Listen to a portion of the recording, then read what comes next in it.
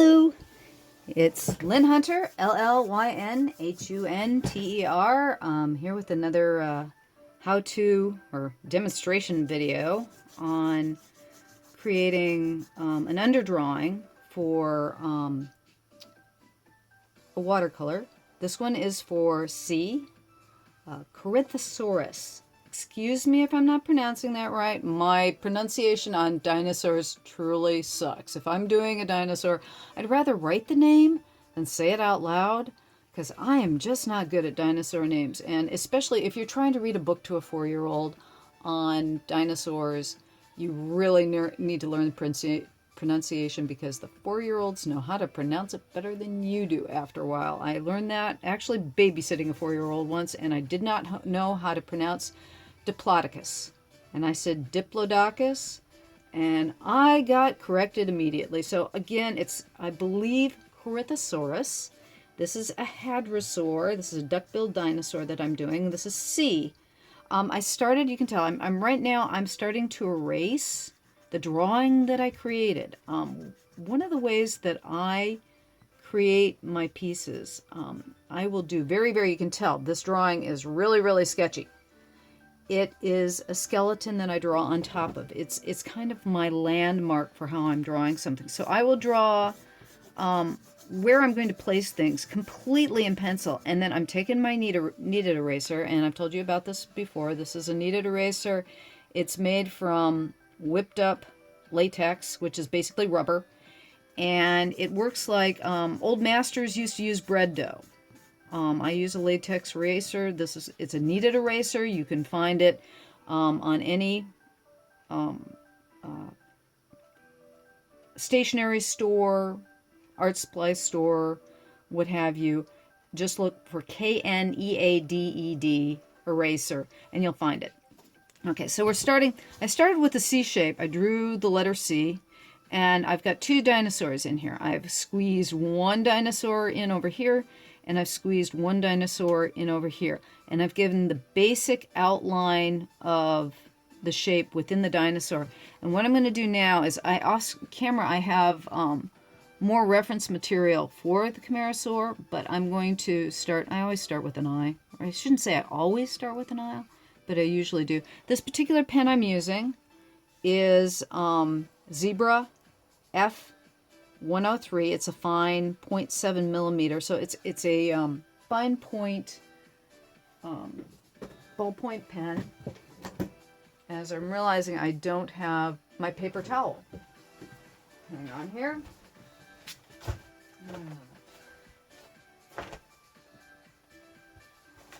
Of course, whenever you need something, that's when you don't have it. It's like in this entire studio, I have tons of paper towels, and right now I don't have any. I'm going to just use an extra piece of paper then.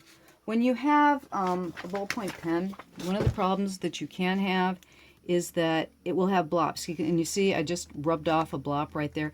The ink will build up on the back of the ballpoint, and that's why you get blopping on ballpoint pens. So you occasionally need to rub that off. I usually have a piece of paper towel with me. And for prep for this, of course I don't have the piece of paper towel right now. It's like I always have a piece of paper towel, and of course right now they're not in my studio and they're not available. But anyways, I'm starting with the helmet on this Corythosaurus. And it comes from, the name Corythosaurus comes from the fact that with the Corinthians, I guess the Greek Corinthians had a helmet like this. So it's like a helmeted dinosaur. And what it really is that that because it looked like a helmet, that's why they gave it that name. It's a duck-billed dinosaur. So there are several versions of duck-billed dinosaurs. It's like from the late Cretaceous period, which I believe was, let me see here, 77 to 75.7 million years ago. And the reason why I know that is because I have my Wikipedia document open in order to give you some information while I'm drawing my Corythosaurus.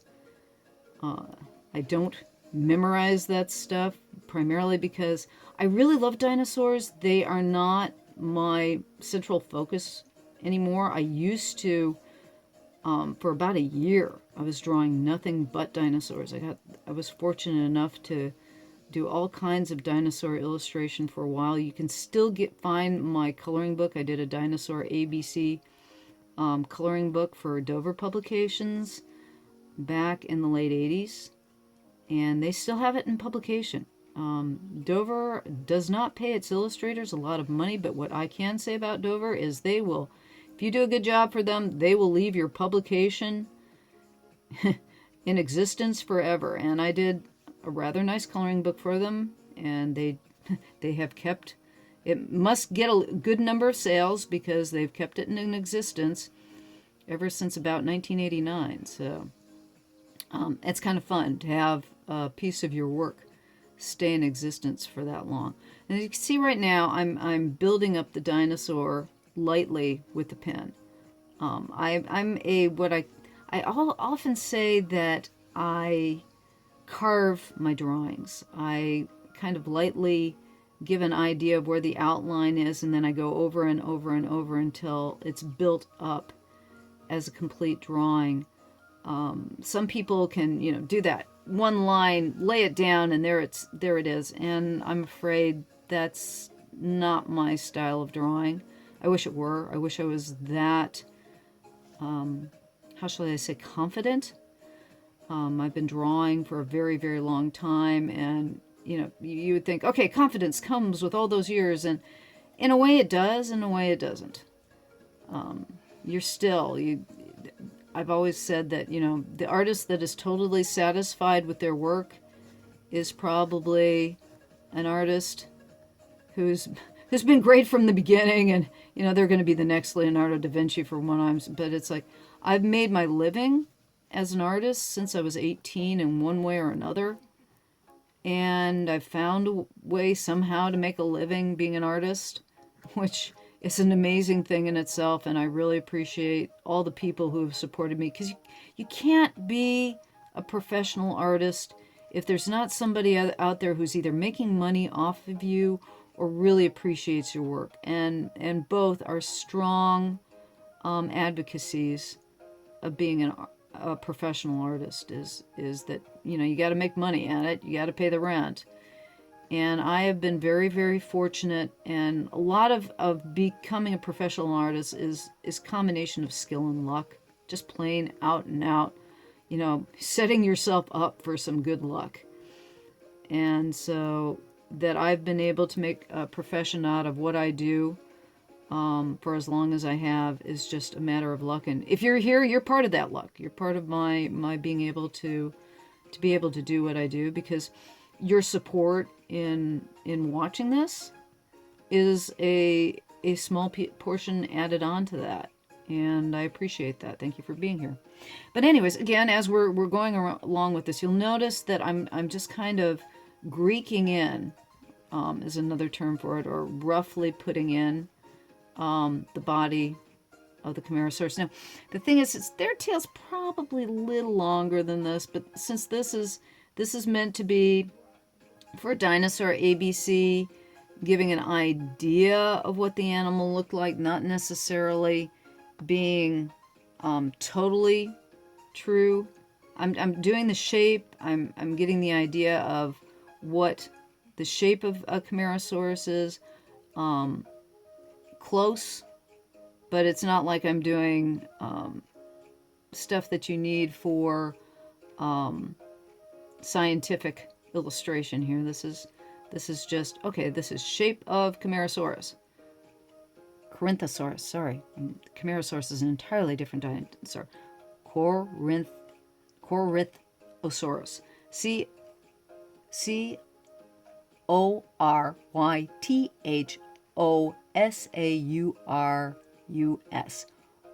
Corythosaurus.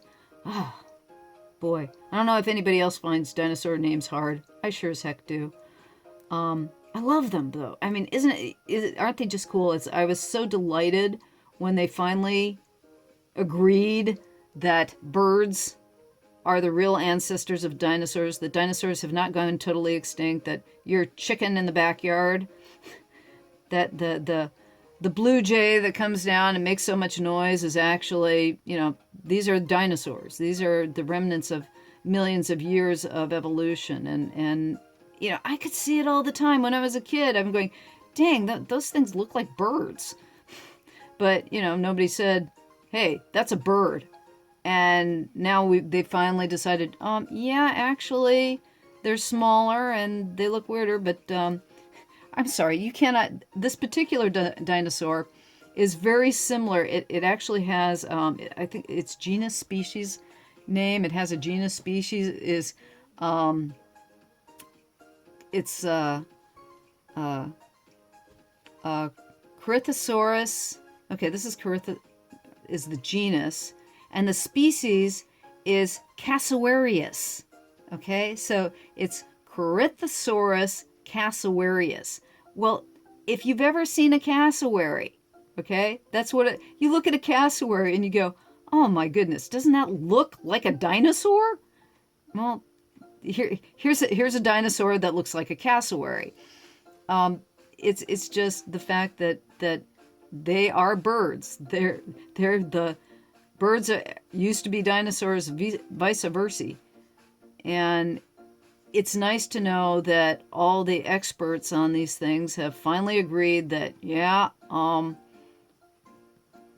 we've thought that they looked like this. It really, when you look at ornithomimus, they look like ostriches. The way that they're shaped and designed. But it's like I was actually really, really delighted when all the scientists decided, okay, we're going to admit to this. We think they look like birds. But anyways, these guys, the big head on top, they believe was kind of like a trumpet that they used, that they had like air sacs in these big helmets they had, and that they would make, how an elephant nowadays, when the trumpeting roar that an elephant will make using its nose, these guys could make that kind of sound with their with this shape on their head. And there are several of the duck-billed dinosaurs that had these marvelous, marvelous shaped heads, or not just this type of shape. There are a couple of others that have these amazing heads, and they believe that those shapes and the cavities within those shapes were used as sound, how they talk to each other. Which, when you think about it, back in the late Cretaceous, it would have been a noisy place. But I would say no more noisy than your ducks in the backyard, which are also pretty noisy. But as you can see, while I'm doing this, I'm going in different areas I'm going back into the sea here. I originally drew the sea, you could tell, in the background in pencil to give myself an outline. Circles are not easy things to draw, and I wanted to freehand it. I did not use a compass on this one. I could have, maybe should have. I eyeballed it, and I eyeballed it by adjusting the image and turning it around and around to see the balance, like on the left and the right, to see how the circle would work. And it's not a perfect circle. And that's also because because I'm doing this all by hand and I'm not throwing a ruler in there, that sometimes can give something a little bit more warmth. When you do things that are not precise or exact, it'll give just a little bit more warmth to the drawing than if you came in and did the absolute perfect circle or the absolute perfect line. Or I'll start out, a lot of times I'll draw a line with a ruler so that I have a guideline, and then draw it by hand over the ruled line so that, again, you have a little bit more of warmth to it, just because it's not exact. And you can see I've got, I don't know if you can see because of the camera, but I've got a little bit of ink gathering on this line here, and that says there's some ink. If you look at the edge of the ballpoint again, I'll go in here and it's like there. See that little glop that came off? That's what's building up behind the ball on your ballpoint when you're using a ballpoint pen. And you have to go back in and occasionally wipe that off. I usually use a paper towel, but like I said, when I got started this morning, it's okay. I did not bring my paper towel with me. It's like, and I don't want to restart and stop the video on this. I'm doing these pretty basic. My videos are not edited, obviously. I'm just trying to do direct rather than doing more editing. I probably will be doing more of that in the future, but right now I'm keeping everything basic and simple. So right now you can see I'm starting to go over the lines that I've already put there to give a little bit more fullness. And as you go over the line, the smaller lines and the sketchier lines will be basically filled in or disappear under the heavier line that you create. So that's why I do the light sketchy line gives me a basis for, okay, I did that in the right place. Now I can put a little bit heavier line there because I did that in the right place. And if I didn't do it in the right place, it will either fall back in the viewing as you continue on, or if it really bothers me, I will go in with an X-Acto knife and cut it out, or scrape it out. You can, if you're working on good paper. That's why I'm working on 300 gram or 150 pound watercolor paper here. This is on a block. This is Canson paper, and it can handle a lot of beating. It can handle excessive drawing. It can handle X-Acto knife erasing. And by X-Acto knife erasing, like I said, you can scrape over it and basically take the paper down and be able to go over it again with both pen and watercolor. And you won't notice the fact that you've scraped down the paper. So there's still, anybody who says you can't erase ink is wrong. You can erase ink. Okay, so we've got the basic C down here. We've got the basic animals down here. I'm going to throw some plants in here too. I'm going to throw some ferns in here. Llyn most likely lived in forests and open plains, or more kind of deciduous, or not deciduous. They lived in kind of coniferous forests with ferns and things of that nature. They originally thought that they might live in swampy areas and swim, and as they've and using their helmets as like a device to keep their heads above water. And currently they've decided, no, that wasn't a good idea. We had that wrong, because they have these huge lungs, and their lungs would not be able to take the pressure underwater. So they actually were more land creatures than water creatures. So when they show them in swamps, not terribly likely. It was more like that they were in coniferous forests and lots of ferns and things of that nature. Because the landscape looked a lot different when these guys were alive than we are today. Lots of tree ferns, lots of pine trees, horsetails. We still have several of the forms of plants that they have, or they had back then today. Just again, not as many. I live in California. You go to the great redwoods, and you can tell those guys are just ancient trees, that they're something out of another time period. And if you can imagine those huge trees being around everywhere, and that's what the animals ate. Just an entirely different kind of environment. But like I said, the fun thing is that to know that, these guys, giant birds. Basically, giant birds. They also, the really cool thing about this particular dinosaur, if you look it up, they were able to find full-on skeletons of these guys. It's like some of the dinosaurs, you only have the teeth or you might just have a leg bone or something like that. This particular dinosaur, they were able to find almost a complete skeleton of, and not only that, they have skin patterns. They have actually an idea of what the skin on these animals look like. They actually have like hexagonal patterning on their skin, and they know that from the fossil records. So it's really cool. So if I've left a link at the bottom of this particular episode, so you can go and look. And basically, that's it. That's our two. Let me try this again. Corythosauruses. Say that 3 times fast. This is the end of this particular video. The next video will be the painting of it. What I'm going to do from here is I'm going to let this drawing sit for probably about an hour. Then I'll go in with my kneaded eraser and a latex eraser and erase all the line underneath and clean up any type of extraneous work that, like, there's a little bit of ink that's sitting out here, you can see right there. I'll clean that out with an X-Acto knife. I might do that at the beginning of our next video.